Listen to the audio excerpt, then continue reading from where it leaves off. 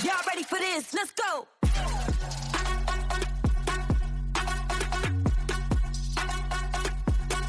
Welcome back to the Ben James Smith podcast.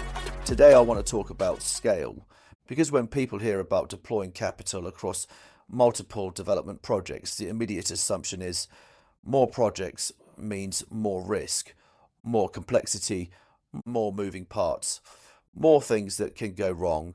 And in many cases that assumption is correct, but only when scale is unstructured. What I want to explain today is how we've designed the Rise Capital model so that scaling from one project to 12 projects per year does not increase risk in the way people expect. In traditional development, scaling usually looks like this: more projects, more staff, more internal delivery, more dependency on individuals, and as that grows, complexity grows with it.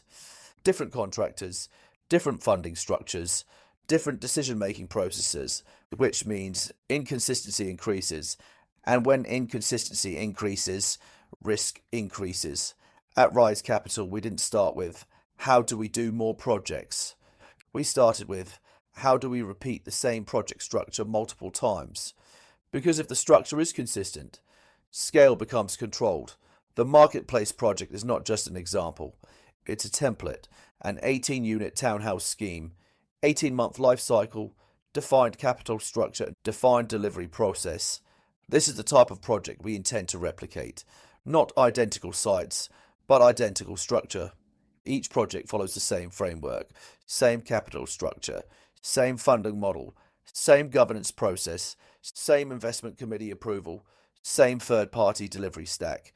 So instead of reinventing the process each time, we repeat it, and repetition reduces uncertainty. One of the most important elements is how execution is handled. We don't scale by building a large internal construction team. Execution is outsourced. Contractors, project managers, surveyors, but control remains centralized. Capital, governance, decision-making. That means we scale delivery without scaling operational risk. Another key element is diversification. Instead of £50 million in one or two large developments, we deploy across multiple smaller schemes, typically houses/townhouses, under 20 units, shorter timelines. This means no single project dominates the outcome. Timelines are staggered. Capital is recycled continuously, which smooths performance. Now, this is where it becomes really interesting. From a single base case project, Rise Capital generates upfront fees, interest margin, exit fees, development profit share, which together equate to roughly £850,000 to £900,000 per project. Now consider that at scale, 12 projects per year. That's £10 million plus annual revenue potential, not from one event, but from a repeated system. Here's the key point.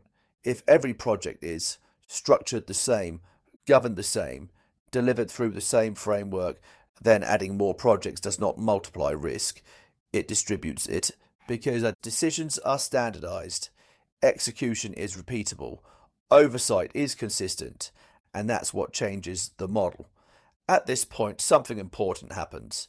You're no longer running a development business, you're operating a capital deployment platform, where projects are inputs, not outcomes, and the system itself is what drives performance.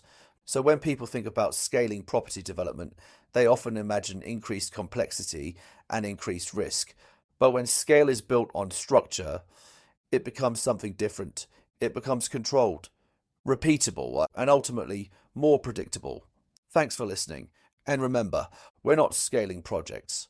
We're scaling a system, and systems are what create consistency. I'll see you in the next episode.